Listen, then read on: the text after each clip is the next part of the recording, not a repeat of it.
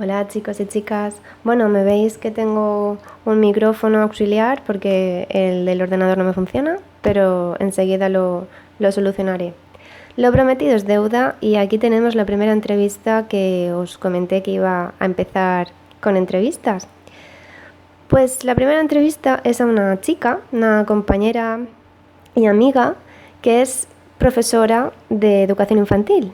Trabaja actualmente en una escuela infantil, se llama Verónica y bueno, le hice una serie de preguntas muy cortitas para ver qué es lo que opinaba ella, cómo suele trabajar ella, sobre todo en el ámbito pediátrico, ¿de acuerdo? Así que nada, a continuación os voy a dejar con sus preguntas y sus respuestas.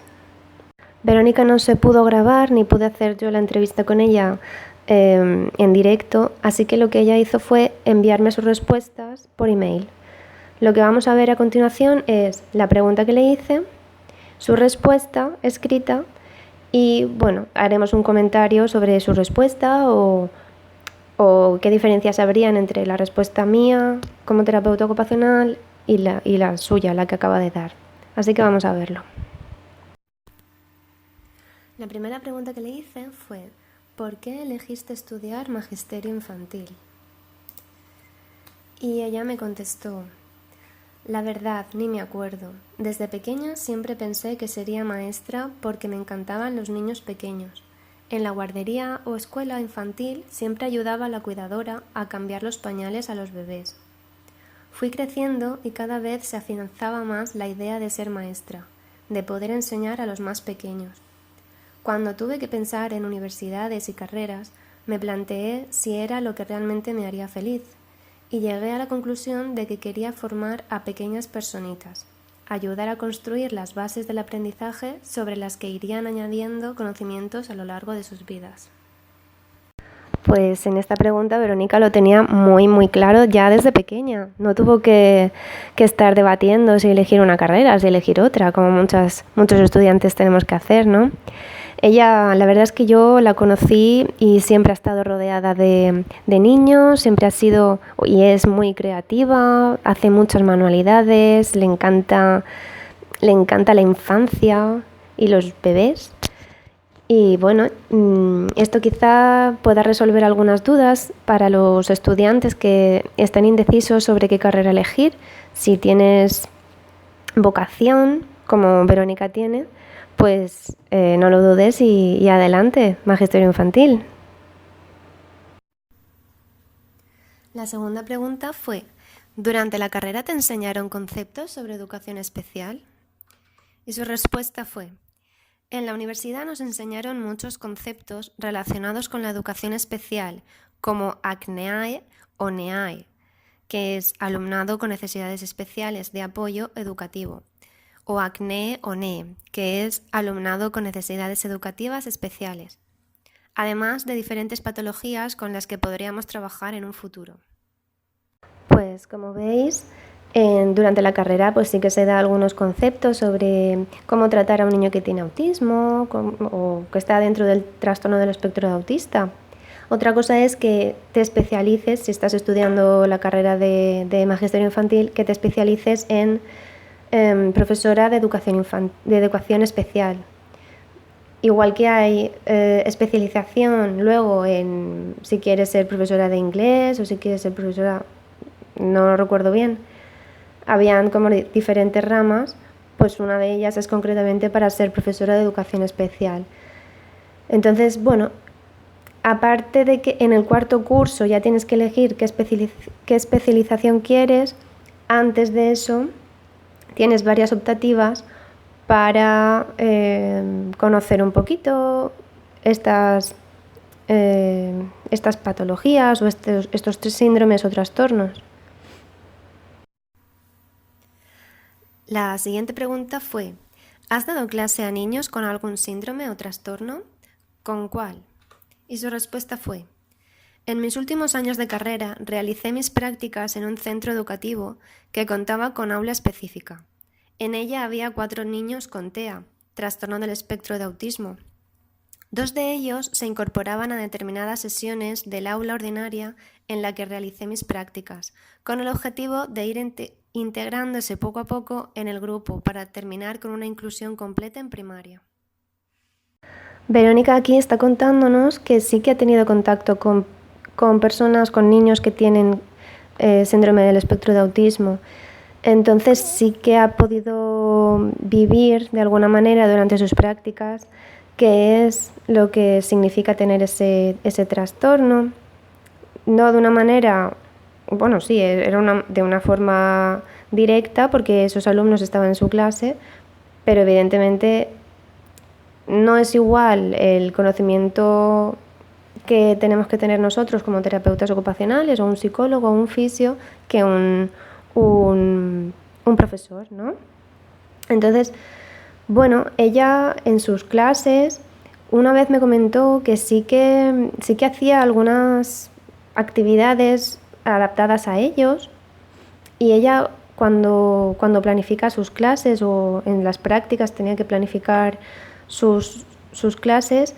Por ejemplo, me decía que tenía que conseguir que el niño aprendiera a poner los gomets en las hojas, ¿no? O conseguir que el niño escribiera en la pizarra, pero sin un objetivo más allá de ese. Tenía que conseguir ciertos hitos o ciertas habilidades. Nosotros como terapeutas nos dedicamos más a observar cuáles son los hitos del desarrollo, en qué situación o en qué estadio se encuentra cada niño y qué es lo que debería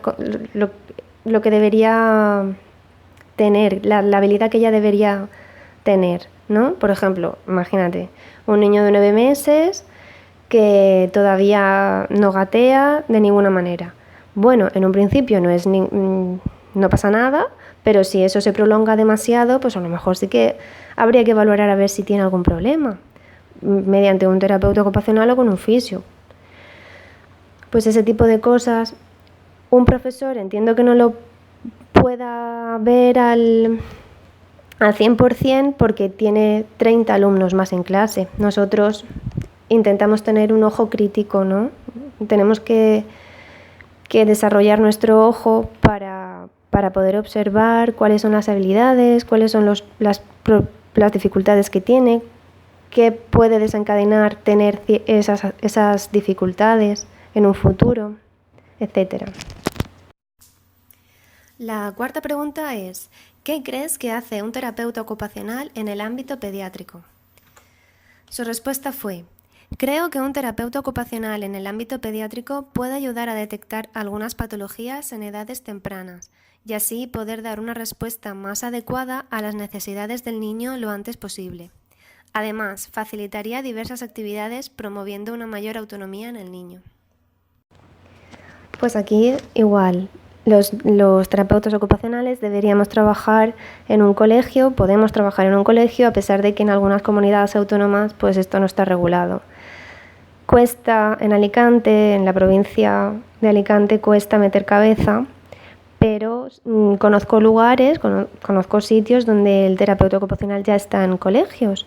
Entonces simplemente hay que darse a conocer, hacer proyectos. Os animo a que si tenéis ganas y queréis trabajar en el ámbito de la pediatría y sois terapeutas ocupacionales, podéis hacer proyectos en las escuelas, y si os los aceptan, pues sería un lujazo, aunque sea, imaginaros, no sé, dar clases o sesiones extraescolar en horario extraescolar a niños que tengan problemas, o hacer, por ejemplo, observaciones en el aula para determinar qué niños podrían ser susceptibles de tener tratamiento de terapia ocupacional.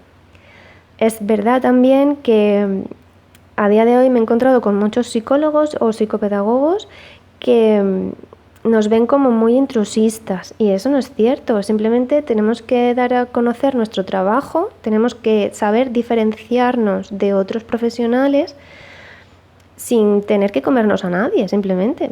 Nosotros como terapeutas ocupacionales también nos podemos sentir un poco quizá presionados por la figura del fisioterapeuta, que a día de hoy pues es más común que una clínica de rehabilitación tenga fisioterapeuta y no terapeuta ocupacional, porque en algunas ocasiones piensan que con un psicólogo y un fisioterapeuta ya no necesitan la figura del terapeuta ocupacional. Yo me he encontrado casos así, pero bueno, es simplemente explicar qué es lo que hacemos, diferenciarnos y que se note que nuestro trabajo sirve, que es una carrera de 4 años y para algo está en la universidad.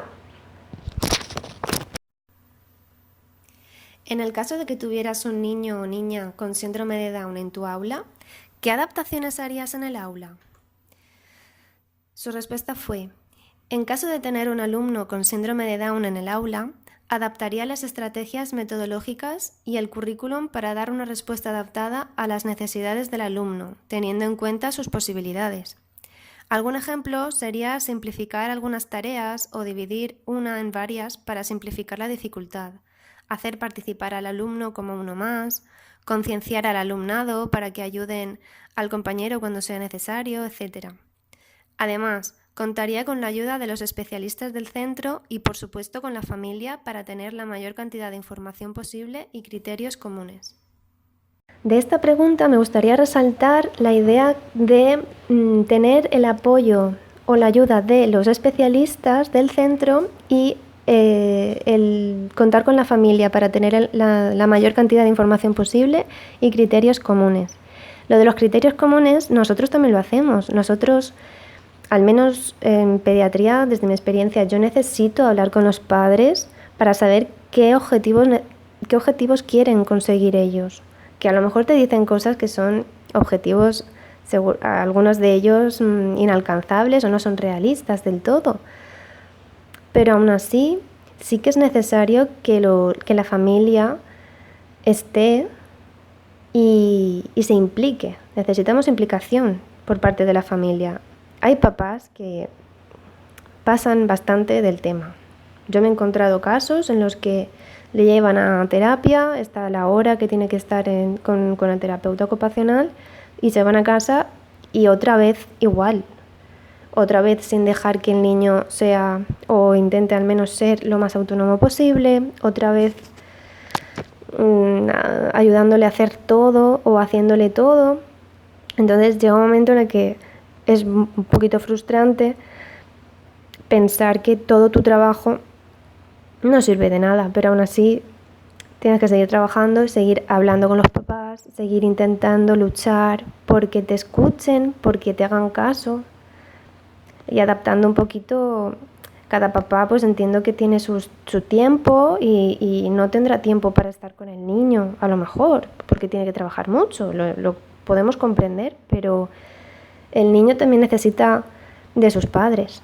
Y si está en terapia ocupacional es porque necesita un tratamiento especial. Entonces, bueno, es necesario, igual que la implicación de los padres, también la implicación de los profesores. ¿Qué diferencia crees que hay entre inclusión e integración? Su respuesta fue: cuando hablamos de integración hacemos referencia a la situación que se da cuando los alumnos están todos juntos, aunque se sigue diferenciando al alumnado con diversidad funcional, cuando hay un grupo de alumnos y dentro de él otro grupo. Por otro lado, cuando hablamos de inclusión hacemos referencia a una inclusión real, donde no se dan subgrupos, sino que está todo el alumnado junto. Y bueno, esta era la última pregunta, así que ella ha incluido aquí el término de diversidad funcional y en otra pregunta también lo ha incluido. Y nada, simplemente hacer referencia a que necesitamos incluir más al alumnado con necesidades especiales. Básicamente porque luego terminan la escuela o se van de la escuela y tienen que estar en la calle. Necesitan conocer o necesitan saber que el resto de las personas, de la sociedad en general, puede apoyarles, puede tratarles. Es como si había un vídeo o no sé qué era en Facebook sobre una escuela o una clase que aprendió lengua de signos solamente para poder comunicarse con uno de los alumnos que había. Me parece genial. Eso es inclusión. Porque están ayudándole, están haciéndole partícipe, están dándole a entender que no pasa nada. ¿Eres sordo o o tienes alguna dificultad a la hora de hablar, nos adaptamos a ti, no pasa nada. Tenemos que ser un poquito más tolerantes en ese aspecto. Bueno, pues hasta aquí la entrevista a Verónica. Nada, desde aquí decirle que muchísimas gracias por haber contestado a las preguntas y deciros a vosotros que le deis a like si os ha gustado, que os suscribáis para ver más entrevistas y que la próxima entrevista será dentro de muy poquito, ¿vale? Espero que os haya gustado y nos vemos pronto. Chao.